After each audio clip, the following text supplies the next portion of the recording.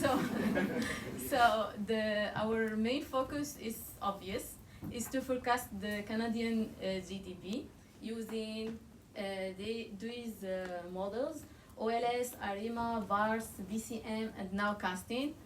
So before going into models and all of these numbers, we just wanted to tell you the main points about the Canadian economy. The first one is that the Canada's economic growth, it's heavily related to the international trade, mainly with the United States, and it's a resource-rich country with oil, gas, minerals, and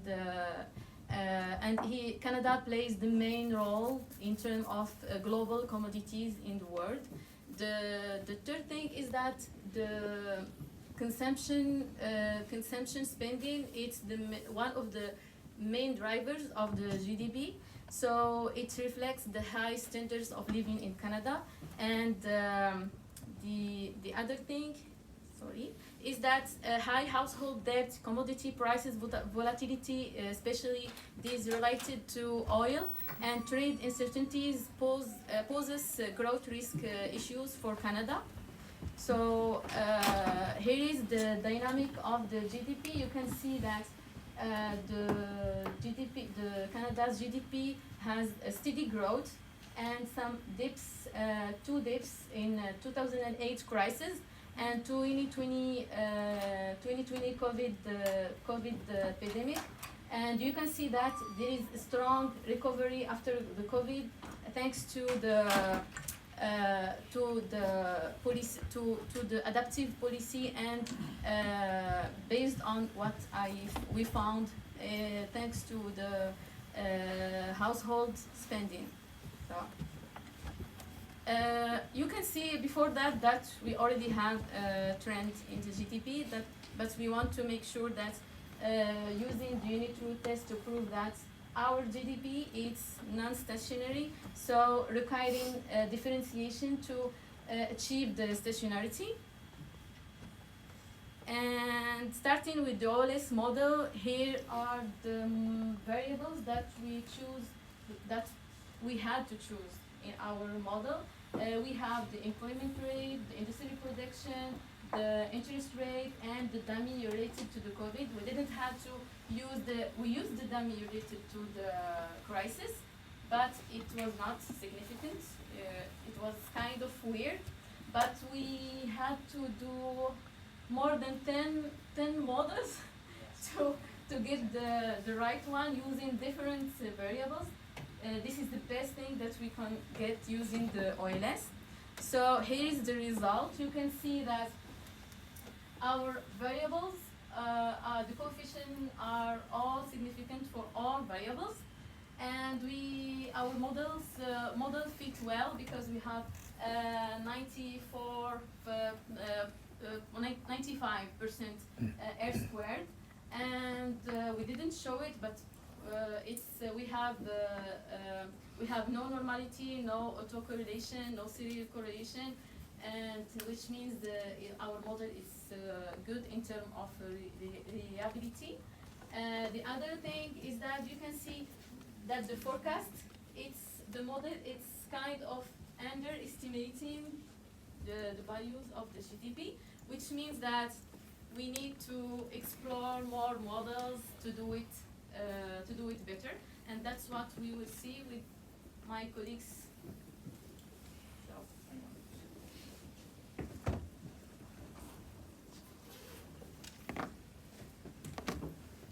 So good morning, everybody. I think by coincidence we took Ivy's sentiments of quickening this presentation to heart in the initial phase. So you will find for the portions that I present on ARIMA, VAR, and VAR-X, it is just a single slide each. But to do our due diligence, if the instructors want more of the outputs, we are more than happy to provide. So it gives me great pleasure to present these models. For the ARIMA, so as my colleague had showed, the GDP had a trend, and this, we had applied the automatic ARIMA. We tested several combinations, and based on the ACF and PACF as well, this model was suggested. We ended up with an ARIMA with one AR and one MA legs, and as you can see from the estimation output and the second graph, we found that the unit roots are within the unit circle, which means that the system was stable. Later on, after a few more slides, you will see the comparative forecast to the actuals. Moving on to the VAR, after testing our variables of GDP, inflation, the Canadian deposit rates, and the USD and Canadian dollar cross rate, we tested it and it was found that the system was stable. However, in the initial phase, we found that there was some volatility for the Canadian inflation, and after consulting with Sam, he had said that this could only be either in an environment of hyperinflation or from our morning brief yesterday, it could be a structural change. And we think this is likely tied to the one is the length of the series. We took it from 1961 or 71 to the 2023 quarter four. But what's interesting to note is that the Bank of Canada switched to inflation targeting in 1991. So this could likely add to this result. Initially it was non-stationary, the variable, so we applied log difference and we managed to get this output. As you can see from the table, the standard VAR gives us well, compared to other models, a good root mean squared error. Please don't pay attention to that deal, that's not the right one, but we have it in our forecast. Moving on, we added an exogenous variables just for the sake of it, and noting the structure of the Canadian economy and how open it is to trade. We initially added Brent crude prices. We found that the system was still stable with this exogenous variable with a competitive forecast. While we didn't present it here, we also added one where we also added another variable, which was the US Fed funds rate, and found that both models drastically improved the series. However, I will not lie, by using the Fed funds rate, it was most likely to cause a co-integration between that and the Canadian deposit rates, as they had, as it has a big influence on the latter.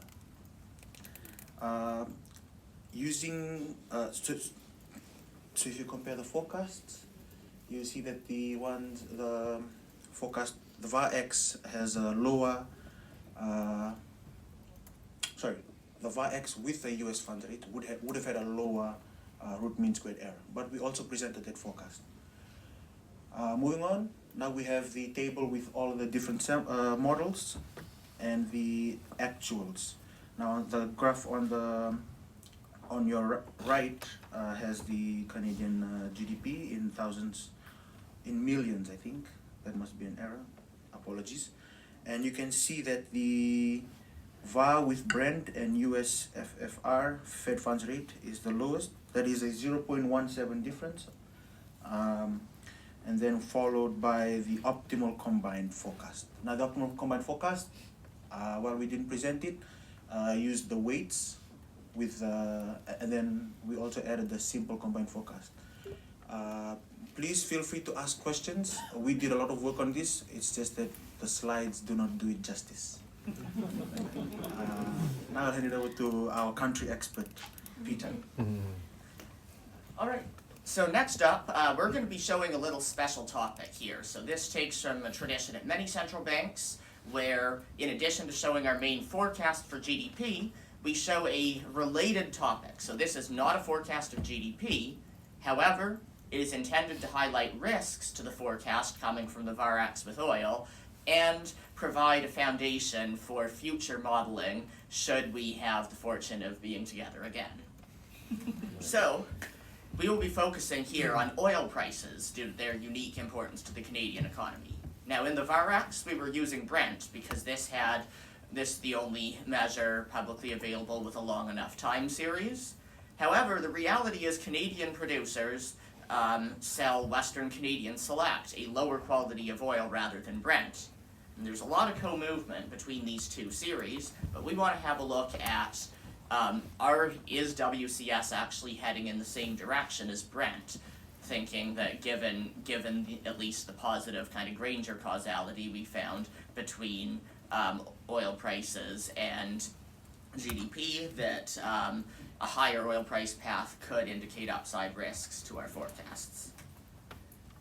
So, clearly, those oil price series, while they don't have any obvious trends in them, they do appear to be integrated of order 1. They really look like random walks, and our ADF and KPSS tests seem to confirm that. Now, since this is only 2 variables and there can only be one co-integrating relationship between them, the Engel-Granger test is sufficient. And while some of those P statistics are borderline, overall, looking at them all together, it appears we likely have co-integration between the Brent crude price and the Western Canadian Select crude price. So, we estimate a VEC-M with WCS and Brent. 2 legs are chosen there based on Schwartz criterion, though, as it turns out, AIC actually recommended 7. And the reality is the number of legs doesn't matter much for a rather intuitive reason. So looking at our results on the left-hand side, we have a pretty clean co-integrating relationship that says the lower quality oil sells for about 70 cents on the dollar versus Brent in the long run. Turning to the right-hand side, there's only one really significant term in here, and that's the error correction of the Western Canadian Select. So WCS tends to compress back to its long-term spread from Brent, while the legs and the error correction term for Brent, none of these are significant. Ultimately, it's very hard to forecast oil prices. They're subject to a lot of exogenous shocks. So what we're looking at here is almost like a random walk for Brent, with WCS gradually converging back to its long-run spread of about 70 cents on the dollar with Brent. So turning to forecasts, we can see that implies basically the WCS is a bit below its average spread to Brent. So our model has the WCS price rising. We also have Brent rising a little based on what little leg structure that we're able to get out of that. And overall, well, I'll apologize to Sam for not actually having the random walks in here, but visually you can see that for the most part, we are beating the random walks, particularly on WCS. I also compare us to an automatically selected ARIMA model, separate ones each for the WCS, Brent, and even an ARIMA model for the spread. The ARIMA models on WCS and Brent are in differences. They actually produce with the exception of WCS alone, they produce largely similar results to our VEC-M. Everything points in the direction of the Canadian oil price rising a bit, coming back towards its long-run spread to Brent, suggesting maybe some upside risks to the Canadian outlook, although unfortunately at this time we don't have a structural model to quantify them. So overall, this is presenting some upside risks and suggesting that should we ever want to incorporate WCS into Nathan's VAR-X model, we probably want to be looking at the spread to Brent when we are forecasting this. And finally, I will turn it over to Miro to have a look at our nowcasts. Hello. Usually a policymaker want to know in what state the economy is. It's overheating or it's undercooled. So he doesn't want to raise taxes in the undercooled economy and damage the economy totally. He wants the state of the business cycle now, this quarter, not some publication from last quarter of GDP or 2 quarters in the past. So what I was trying to was estimate the dynamic factor model using high frequency indicators. I used the stock Watson approach. That means that I used indicators from the income side of the GDP, the expenditure side of the GDP, and the production side of the GDP. So production side of the GDP is the production volume. Income side is represented by nominal compensations of employees, and expenditure side is represented by future sales indicator, which is a balance of opinion from a business survey. So we took all the variables demeaned and are stationary according to ADF test, and here are the results. This shows, dark green shows the so-called loading factors. That means the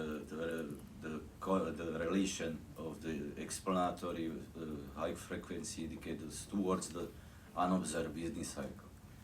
And the low green shows the persistence of each indicator, and as well as the unobserved business cycle called S1 in this table.